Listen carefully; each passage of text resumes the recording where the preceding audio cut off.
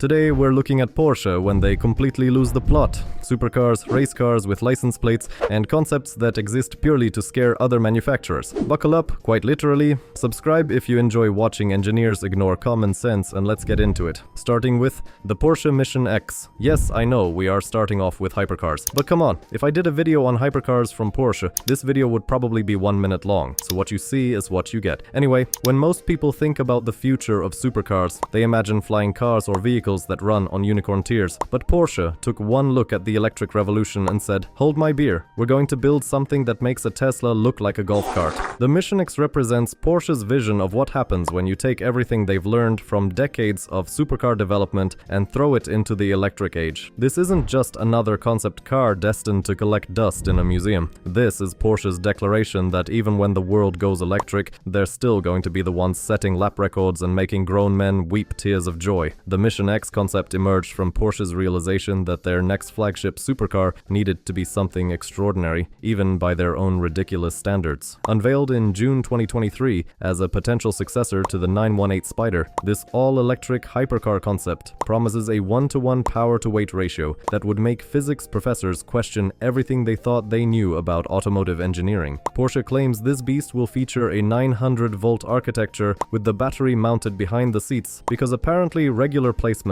is for peasants. The company is targeting nothing less than becoming the fastest road-legal production car around the Nürburgring, which is automotive speak for we're going to make everyone else look slow. Today, the Mission X remains tantalizingly close to production reality, with Porsche CEO Oliver Blume hinting that a decision on whether to build it will come later this year. The feedback has been massively positive, which translates to people throwing money at Porsche faster than they can count it. If approved, first deliveries won't happen before 2026, giving everyone plenty of time to sell vital organs to afford one. Current pricing is purely speculative since it's still a concept, but expected to cost somewhere between a small house and a medium-sized country when it finally hits the market. Porsche 959. Back in the 1980s, when everyone was busy wearing neon colors and dancing to synthesizer music, Porsche decided to build a car that was so far ahead of its time that we're still catching up today. The 959 wasn't just a supercar, it was basically a technological time machine that arrived from the year 2010 to show everyone what the future looked like. This was Porsche's first proper attempt at building something that would make other manufacturers question their life choices, and boy did they succeed. Originally conceived as a Group B rally monster, the 959 was supposed to go head-to-head with Audi's Quattro in the most insane motorsport category ever created. The 959 story began when Porsche's engineers apparently got bored with building normal cars and decided to throw every piece of advanced technology they could imagine into one vehicle. They started with a twin-turbo flat-six engine that produced 444 horsepower, which was absolutely bonkers for the 1980s. Then they added an all-wheel drive system that was more sophisticated than most modern supercars, adaptive suspension that could think for itself, and enough electronic wizardry to make NASA jealous. The car featured adjustable ride height, tire pressure monitoring before anyone knew what that was, and a computer system that managed everything from power distribution to suspension settings. Porsche built just 337 examples between 1987 and 1988, plus 8 additional cars assembled from spare parts in the early 1990s because apparently they had some leftover magic lying around. When these cars originally went on sale for $225,000, they were expensive enough to make millionaires think twice. Today, the 959 has achieved legendary status among collectors who treat these cars like automotive holy grails. Finding one in decent condition is like discovering buried treasure, except the treasure costs multiple millions of dollars and requires a PhD in mechanical engineering to maintain properly. The 959 proved that Porsche could build something completely revolutionary when they put their minds to it, setting the template for every supercar that would follow. A pristine 959 will easily command over $2 million in today's market, assuming you can find someone willing to part with theirs. Porsche 918 Spyder.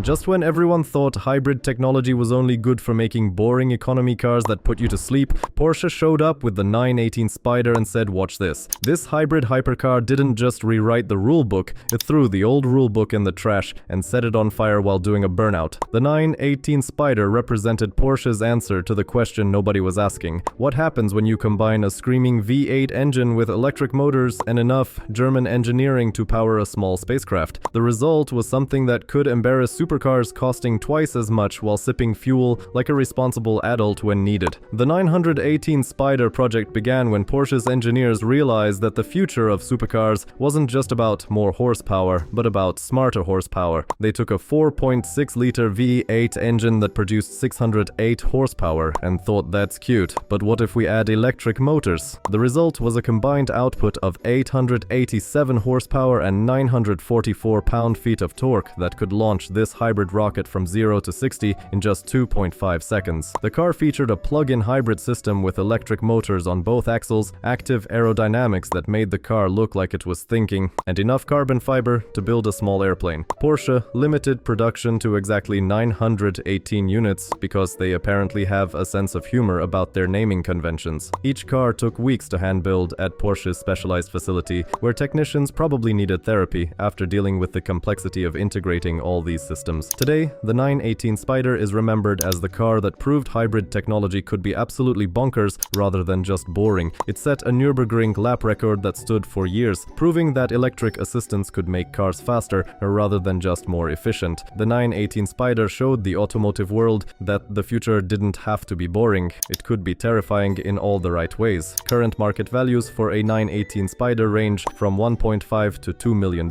depending on mileage and options. Porsche Carrera GT. If the automotive world had a hall of fame for cars that could simultaneously thrill you and terrify you, the Carrera GT would be the headliner. This wasn't just a supercar, it was essentially a race car that Porsche decided to make street legal, probably after someone lost a very expensive bet. The Carrera GT represented pure, unfiltered automotive insanity in an era when cars were just starting to get electronic nannies, and Porsche basically said nannies are for children. This car came with no stability control, no traction control, and no forgiveness for drivers who thought they were better than they actually were. It earned the nickname Widowmaker among automotive journalists, which should tell you everything you need to know about its personality. The Carrera GT story began with Porsche's successful Le Mans program and a V10 engine that was originally developed for Formula 1, but never used because racing politics are complicated. Rather than let this masterpiece go to waste, Porsche's engineers decided to stuff it into a carbon fiber chassis and see what happened. What happened was automotive history. The 5.7-liter V10 produced 603 horsepower and one of the most intoxicating engine notes ever recorded. The car featured a 6-speed manual transmission with a ceramic clutch that required genuine skill to operate smoothly because Porsche believed that driving should be an art form rather than a casual activity. The chassis was built entirely from carbon fiber. The suspension was derived from racing technology, and the whole package weighed just over 3,000 pounds. Today, the Carrera GT is revered as perhaps the last truly analog supercar, a machine that demanded respect and rewarded skill in equal measure. It represented a time when supercars were built for driving rather than posing, when manufacturers assumed their customers actually knew how to handle 600 horsepower without electronic assistance. The Carrera GT proved that sometimes the most memorable cars are the ones that scare you just enough to keep you focused. Current market values for a Carrera GT have exploded in recent years, with pristine examples commanding over $1.8 million. Porsche 911 GT1 Straßenversion. When Porsche needed to homologate their Le Mans racing machine for competition,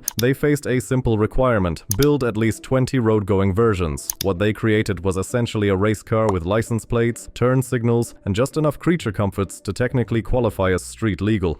The GT1 Straßenversion was about as related to a regular 911 as a fighter jet is to a paper airplane, sharing little more than the name and Porsche's unwavering commitment to making other manufacturers look foolish. This wasn't a car built for comfort or convenience. It was a barely civilized racing machine that happened to meet the minimum legal requirements for public roads. The GT1 project emerged from Porsche's determination to dominate the GT1 racing class in the mid-1990s, when motorsport regulations required manufacturers to produce road-going versions of their race cars. Porsche's engineers took their successful Le Mans prototype and performed what can only be described as automotive surgery, removing just enough racing components to make it street legal while keeping everything that made it devastatingly fast. The result featured a mid-mounted 3.2-liter twin-turbo flat-six engine producing 537 horsepower, which was slightly detuned from the race version because apparently 600 horsepower was considered excessive for public roads in the 1990s. The car weighed just over 2,500 pounds thanks to its carbon fiber construction and complete absence of unnecessary luxuries like sound deadening or comfortable seats. Only 25 examples were ever built, making it one of the rarest production Porsche models ever created.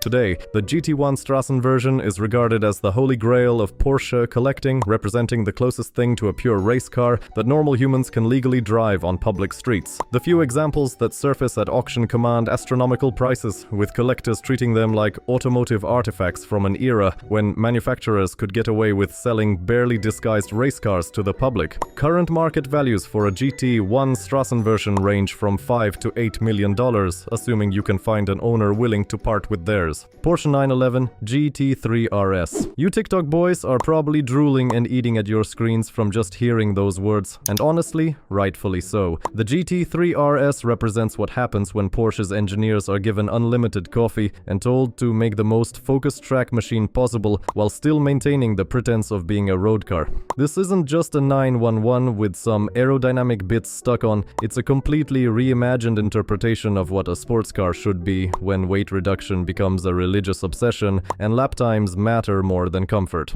The GT3 RS lineage traces back to Porsche's racing heritage and their realization that some customers actually wanted to buy cars that prioritize performance over practicality, even if it meant sacrificing basic human comforts. The GT3 concept emerged from Porsche's need to create homologation specials for their racing programs, with the RS designation indicating the most hardcore versions that deleted everything unnecessary for pure speed. Over the years, each generation has become progressively more extreme, with wider fenders, larger wings, and an increasingly manic focus on aerodynamic efficiency. The latest iterations feature naturally aspirated engines that rev to astronomical heights, producing sounds that make grown enthusiasts weep with joy, while generating enough downforce to theoretically drive upside down. Modern GT3 RS models come with roll cages, racing seats that require a shoehorn to enter, and suspension systems calibrated for racetracks rather than actual roads with imperfections. Today, the GT3 RS continues Porsche's tradition of building cars that prioritize track performance over everything else, including basic comfort and noise regulations. These machines represent the pinnacle of naturally aspirated engine development, featuring power plants that rev to 9,000 RPM while producing sounds that could wake the dead. The current generation pushes aerodynamic development to Formula 1 levels, with active rear wings and front splitters that generate enough downforce to plant the car to the track like it's magnetically attached. Current market values for new GT3 RS models start around $240,000, while earlier generations range from $180,000 to $400,000 depending on specification and condition. Porsche 911 GT2 RS. If the GT3 RS is Porsche's track-focused athlete, then the GT2 RS is their psychotic older brother who got kicked out of anger management class for being too intense.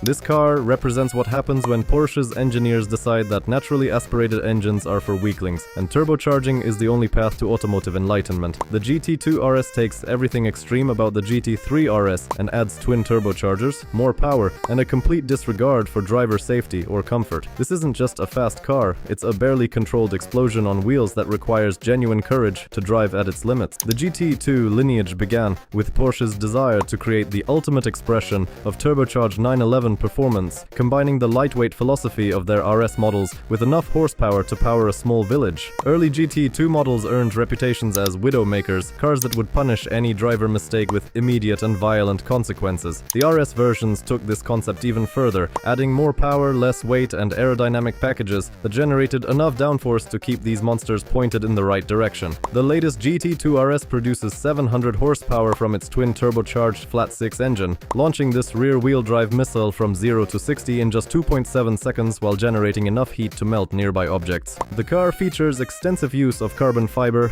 magnesium wheels, and a titanium exhaust system that produces sounds capable of setting off car alarms 3 blocks away. Today, the GT2 RS represents the absolute pinnacle of turbocharged 911 development, a car that combines modern safety technology with enough raw power to terrify professional racing drivers. It holds multiple lap records around the world's most challenging circuits, proving that sometimes the best is Porsche's solution to going faster is simply adding more horsepower and hoping the tires can handle it. The current generation pushes the boundaries of what's possible with rear-wheel drive, featuring advanced aerodynamics and suspension systems that somehow keep all that power pointed in the right direction. Current market values for GT2 RS models range from $400,000 to $650,000, with the latest generation commanding premium prices due to their limited production numbers. Porsche 904 Carrera GTS. Long before Porsche became famous for building luxury sports cars that suburban dentists could drive to the country club, they created the 904, a machine that looked like it had been designed by someone who had only heard cars described in a fever dream. The 904 Carrera GTS was Porsche's attempt to build a proper race car that could also theoretically be driven on public roads, assuming those roads were perfectly smooth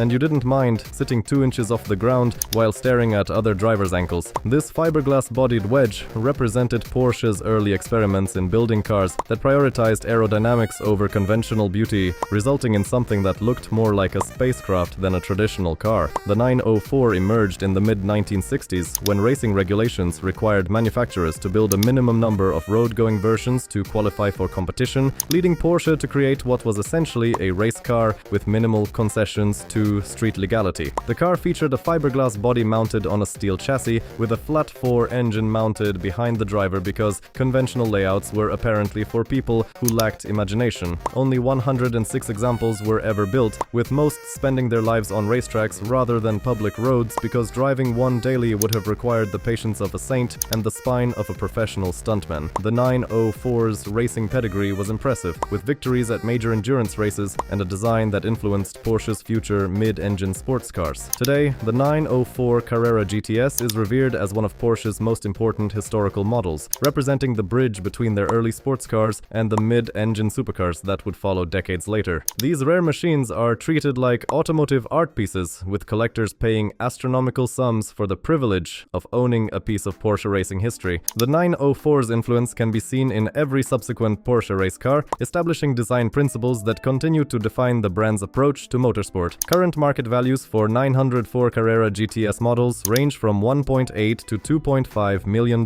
with racing provenance significantly affecting pricing. Porsche 962. When Porsche dominated Le Mans in the 1980s with their 962 race car, a few enterprising individuals looked at this track-only monster and thought, what this really needs is license plates and turn signals. The 962 was never intended for street use, being a pure prototype race car designed to obliterate everything else at endurance races around the world. But human ingenuity knows no bounds, especially when there's money to be made from wealthy enthusiasts who want to own something that normal people can't even comprehend. Several companies took it upon themselves to create street-legal versions of this racing beast, with varying degrees of success and sanity. The most famous conversions came from Dauer and Chupin, two companies that apparently looked at a car designed exclusively for racetracks and decided it just needed a few modifications to make it suitable for grocery runs. Dauer Motorsport created their 962 LM road car by taking the basic 962 chassis and adding creature comforts like air conditioning, a stereo system, and seats that wouldn't require a chiropractor visit after every drive.